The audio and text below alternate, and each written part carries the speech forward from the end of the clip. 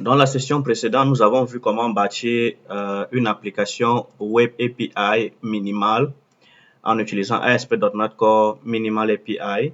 Donc, nous avons vu que nous pourrions avoir une application qui ressemblait à celle-ci.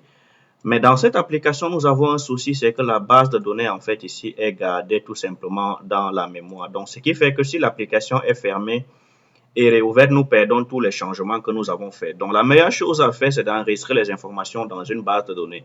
Ceci sera le thème d'aujourd'hui, qui sera d'ajouter en fait la possibilité de pouvoir utiliser plutôt une base de données que d'utiliser une classe statique comme celle-ci. Dans ce cas, nous allons utiliser juste une base de données comme SQLite, qui est juste une petite base de données aussi simple qu'elle soit, qui nous permet en fait de pouvoir développer des applications en utilisant une base de données. Cette base de données est beaucoup utilisée dans des applications mobiles ou alors les applications qui ne sont pas assez complexes, dont nous voulons garder les informations dans une base de données. Nous allons maintenant ici voir ce que nous devons. Nous avons besoin ici. Qu'est-ce que nous avons besoin maintenant ici? Nous avons besoin d'installer Entity Framework. Donc, pour installer Entity Framework, nous allons aller dans Programme ici. Nous allons chercher ici NuGet Package. Donc, nous allons ici installer, nous allons chercher à installer Entity Framework. On va mettre ici Entity Framework Core. Est-ce qu'il existe? Oui, nous avons ça ici. Donc là, on va installer Entity Framework Core. Nous allons également installer SQLite. Donc, on va installer la librairie SQLite qui est la librairie Entity Framework SQLite. Est-ce qu'elle existe ici? La voici, voilà. Donc, ici, on nous dit comment nous pouvons l'utiliser dans notre application ici dans le DB, voilà. Donc, on va dire installer. Donc, voilà. Donc, nous avons ici comment nous pouvons la configurer à notre projet, c'est ça ici. Donc, on va maintenant créer ici ce que nous appelons le contexte de notre application. Donc, on va chercher le contexte. Nous allons appeler ça, disons qu'on va l'appeler database tout simplement. Donc ici, le contexte normalement doit hériter de DB context. Voilà. Ensuite, nous allons avoir ici le contexte qui va être utilisé comme ceci. Nous allons avoir product database ici, on a le contexte ici. Donc par défaut ici, nous allons dire que la table c'est product. Nous avons ici un product, une clé. Donc, par défaut, on va considérer que la table va s'appeler aussi product comme le nom de la classe que nous avons ici. On va dire que ID va être sa clé primaire, ça veut dire qu'elle va s'incrémenter automatiquement. Et nous allons dire que le nom est aussi obligatoire, le prix est obligatoire, la description a une longueur maximale de 500, la catégorie, l'image et le champ is required également. Donc, toutes ces informations sont obligatoires. Maintenant, pour dire à l'application de pouvoir utiliser notre base de données, nous allons changer le programme. Mais avant cela, nous devons ici dire que nous voulons utiliser la BD SQLite. Donc, si on revient ici dans le NuGet, c'était écrit ici que nous devions ajouter quelque chose comme ceci. Voilà, donc on va appeler ça, disons, Product Database. On va appeler ça Product Database comme ceci. On fait Save ici. Ensuite, nous devons déclarer cette méthode-ci dans notre programme. Programme.c# ici. Donc là, nous devons rentrer dans le builder de services que nous avons ici avant le building. Ici, on va mettre ici builder. Nous allons ajouter ici, on va mettre service, add context comme ceci. Et voilà. Donc là, maintenant, nous allons dire ici que le produit, c'est product database comme nous avons déclaré. Donc pour le mettre ici, ou alors nous pouvons le mettre ici. Donc si on le met, on peut l'enlever également ici tout simplement. Ça va être plus clean, tout simplement comme ceci. Voilà, donc on va le mettre plutôt ici. Donc là maintenant nous allons communiquer avec cette base de données. Donc nous devons ici maintenant changer nos requêtes. Disons qu'on va dire ici que cette table-ci c'est... Donc on va injecter ici le contexte. La classe s'appelle ici Product Database qui est le contexte. On va l'injecter ici. Donc, on va enlever maintenant toutes les classes statiques que nous avons ici. Donc, là maintenant, nous allons avoir ici getProduct qui va être égal à database. On va mettre ici product to list, la liste des produits. Donc, ici, on va changer ceci. l'ajout des produits ici, nous allons avoir maintenant cette fois-ci, on va faire ici add product save. Donc on va enlever ceci.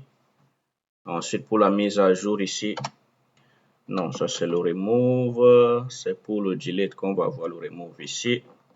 Save change, voilà. Nous allons ici, on n'a plus besoin de ceci. Donc, on fait un petit refactoring ici maintenant pour utiliser la base de données. Donc, maintenant, après avoir fait ça, on a la liste des produits ici. On a get by first, l'ajout du produit, la mise à jour ici. On va obtenir le produit à travers le get que nous avons ici. S'il n'est pas nul, on fait ça ensuite. On fait save change. Donc là, nous avons, je pense, ici modifié. Voilà, nous avons ici remplacé complètement la base de données que nous avions de classe statique maintenant pour utiliser notre base SQLite. Voilà, donc là, l'application est censée fonctionner comme elle fonctionnait. Maintenant, nous allons essayer de réexécuter notre application, mais cette fois-ci, nous allons avoir ici ProductDB comme ceci. On va ici, on peut appeler ça contexte, on a mis. Donc ici, on va ici maintenant avoir DB et nous allons utiliser DB ici. Voilà, on va ici, on va également injecter tous ces paramètres ici, DB, database ici. Ensuite, on va ici injecter DB, database ici. Et nous allons également faire, donc on va remplacer ou ajouter chaque paramètre ici. Voilà, donc nous avons essayé ainsi de remplacer tous les paramètres partout où on pouvait. En quoi est-ce que ceci consiste? Nous avons d'abord ajouté le database context. Donc, nous avons notre contexte ici. Maintenant, nous avons la classe qui communique avec notre base de données ici, qui est utilisée comme une repository ici. Donc, dans le terme technique, il va s'appeler repository ici. Donc, si on va faire renommer, et voilà. Bon, là, on va dire qu'on a renommé à repository. Donc, si on revient maintenant ici, on a Product Repository qui inclut notre base de données avec notre injection de dépendance ici. Nous avons ici Get Product by ID, ajout d'un produit, mise à jour d'un produit et ensuite suppression d'un produit. Voilà. Maintenant, on va essayer de réexécuter l'application pour voir si ça fonctionne. Donc, nous avons un problème ici. Body was inferred, but the model does not allow infer body parametre. Donc là, c'est le fait que nous avons injecté notre paramètre par le haut ici. Donc, nous devons ici, rassurons-nous toujours que nous mettons ce paramètre-ci en premier. Donc, il va être avant le ID, comme ceci. Donc, il est supposé être avant le ID. Donc, on va enlever ça ici. Donc, le premier paramètre doit être ce que nous injectons en premier. Et c'est ça ici également. Donc, on va mettre ça. Et le dernier ici, on va supprimer ça. Voilà, donc rassurons-nous toujours que notre paramètre de repos se trouve en premier avant les paramètres de notre URL. Donc là, on va essayer de réexécuter pour voir si ça fonctionne maintenant. Donc là, il ne fonctionne toujours pas. Qu'est-ce que nous avons ici comme problème? Nous devons ici déclarer également le service que nous avons.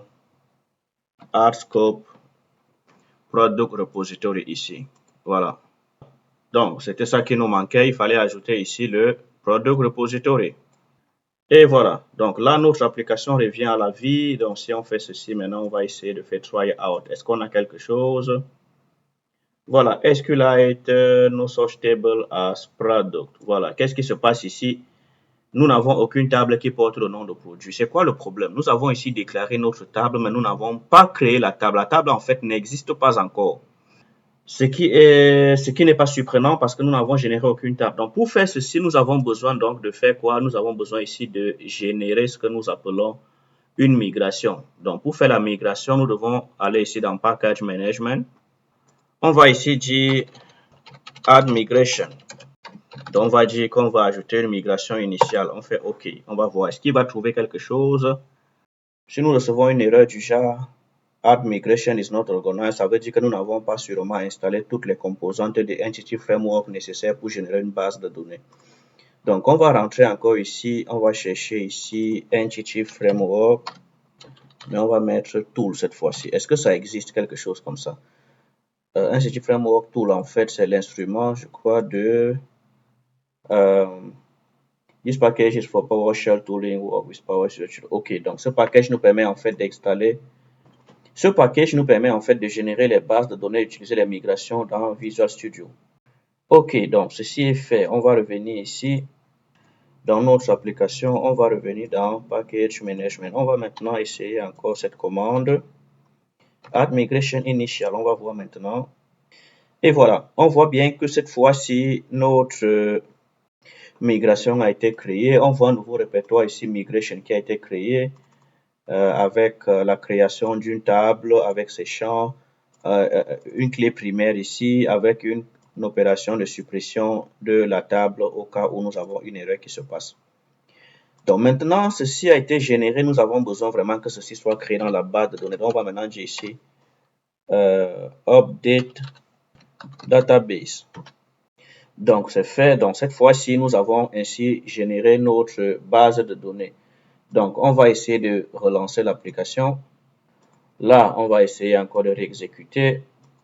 Et voilà, cette fois-ci, on voit que nous n'avons aucune information dans la base de données, ce qui est parfait. Mais nous n'avons plus l'erreur. Donc là, maintenant, on va essayer d'ajouter un produit dans la base de données pour voir si ça fonctionne. Le nom, on va appeler ça.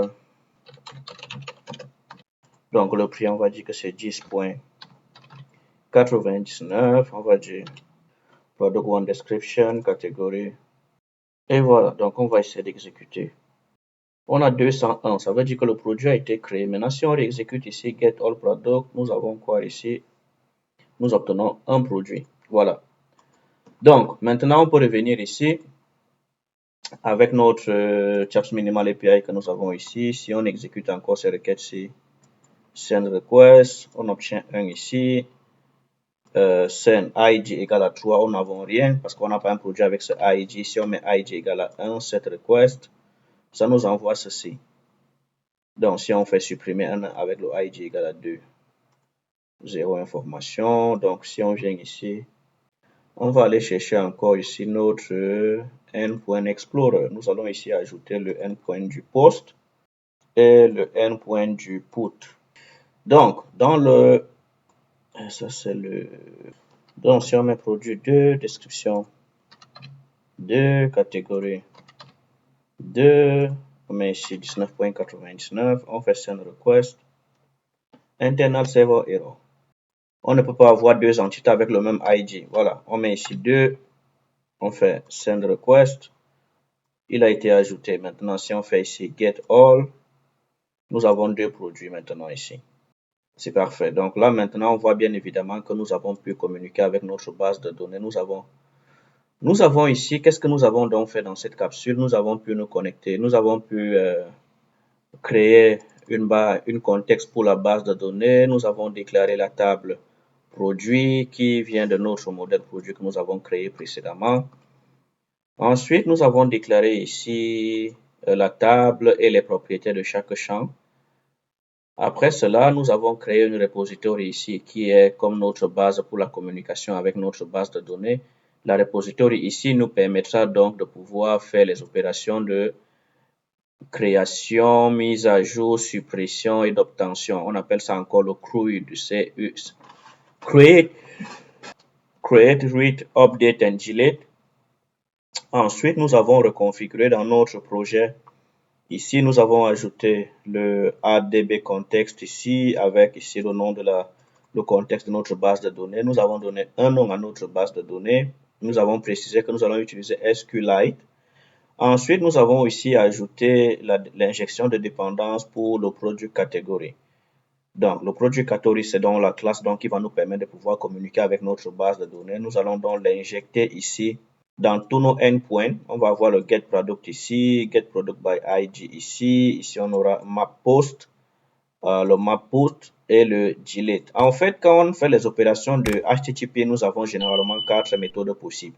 Nous avons le get, la méthode get en fait qui permet généralement d'obtenir les informations du serveur. La méthode post est généralement spécialisée pour la création des objets au serveur. La méthode put normalement est utilisée pour la mise à jour des informations au serveur et la méthode delete, elle aussi, est également utilisée pour la suppression des informations au serveur. Donc, voilà, nous avons maintenant vu que nous avons changé notre endpoint explorer ici. Nous avons ajouté des nouveaux points ici qui nous permettent d'obtenir la liste des produits que nous avons, obtenir un produit Python ID ici. Nous pouvons mettre 2 ici. Le produit 2 également existe maintenant. Nous avons pour faire ici la création des produits. Nous pouvons ici faire aussi la mise à jour. C'est en prenant le même modèle que nous avons ici qu'on va mettre là. Ou alors nous pouvons ajouter le modèle de suppression également ici qui existe maintenant. Donc avec la suppression, nous allons mettre ici, disons ID égale à 2 et nous allons essayer de voir si nous pouvons supprimer le deuxième produit. Voilà, no content, ça a été supprimé. Donc si on fait encore get L product, maintenant on aura un seul produit dans la base de données. Voilà, ça va être tout pour cette capsule et nous espérons que vous avez appris comment communiquer avec une base de données simple comme SQLite avec Entity Framework dans un projet ASP.NET Core Minimal API. Ça va être tout pour cette capsule. Merci d'avoir été avec nous jusqu'à la fin. Likez et abonnez-vous à la chaîne si vous avez aimé le contenu. Merci.